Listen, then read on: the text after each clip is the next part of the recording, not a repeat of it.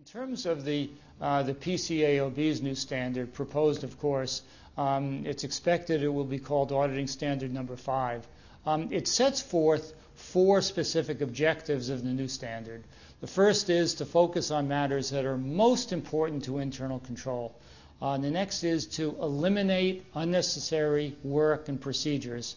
The third is to scale the audit for smaller companies, that is, to reduce the amount of effort needed by smaller companies. And the fourth is to simplify the requirements, to reduce the detail and the specificity, and to put them more in the sequence of an internal control audit. Now, I'd like to just kind of touch on some of the more important issues that we have here. It speaks first to pay attention, it tells auditors, external auditors, to the most important controls. And as with the SEC, it talks about the top-down risk-based approach. And that, of course, was set forth in its May 2005 guidance, but that was just guidance. This is now a rule and has more authority. It suggests focusing on the company-level controls and paying attention to things like the possibility of fraud, looking at the control environment, the period end close process, and the controls over management override. Those are really a primary focus. It speaks of the importance of the risk assessment and how information from that really should be drawn from both audits, both the financial statement audit and the internal control audit, and used in planning both of those audits. There are some revised definitions, a number of them. They include how material weakness is defined and how significant deficiency is defined. I'm not going to take the time to recite the definitions, but suffice it to say that the level has apparently changed. I say apparently because from a technical standpoint it hasn't. The movement is from, in material weakness, from the term more than a remote possibility of a misstatement to a reasonable possibility of a misstatement. From the technical standpoint, more than remote equals reasonable possibility. The reason for the change was because a number of auditors heretofore have been really auditing to too low a level. And now they want that raised appropriately so the focus will be only on material weaknesses. There's a revision in terms of what is called a strong indicator of a material weakness.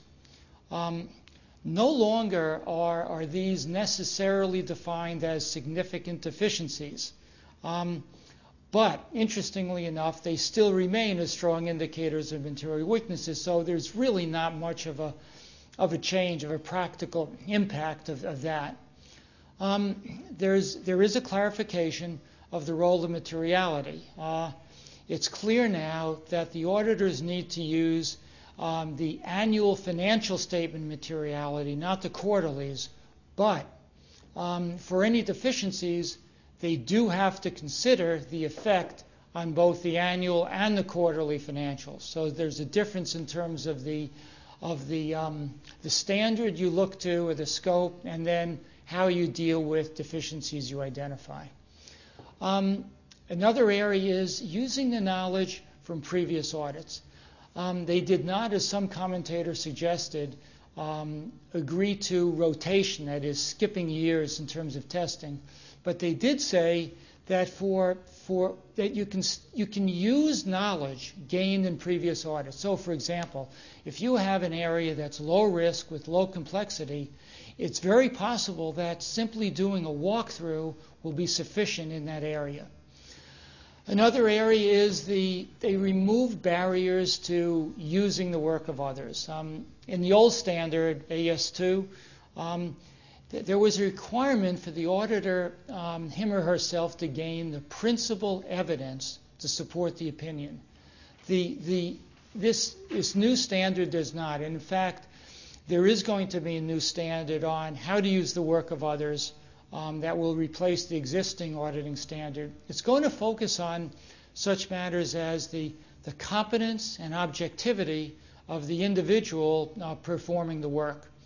Auditors heretofore have used the work largely of internal auditors, and the intent is that auditors can use the work of supervisors and managers and so forth in addition to internal auditors if there is sufficient competence and objectivity.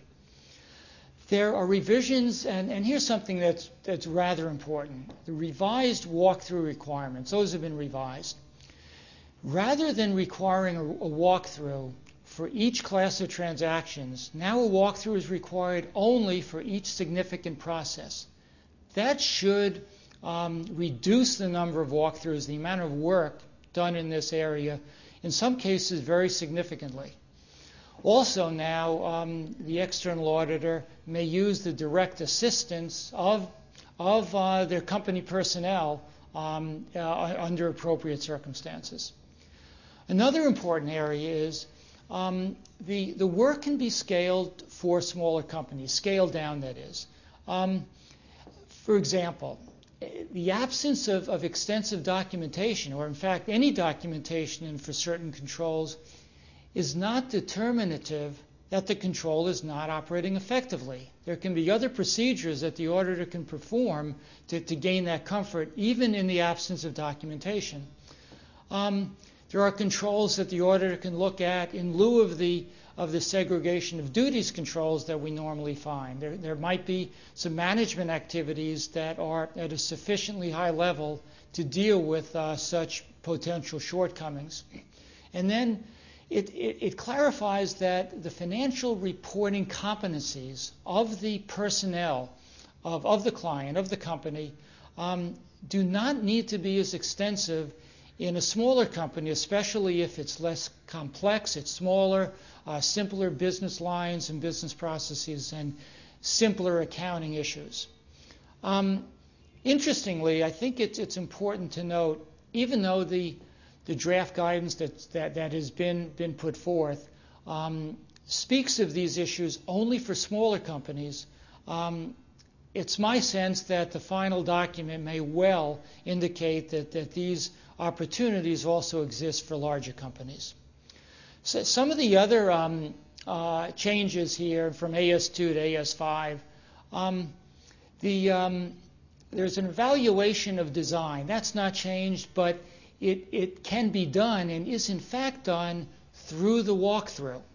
So it's not necessary to do any other work in terms of becoming comfortable with the design or that the control has been placed in operation. Of course, testing operating effectiveness is different.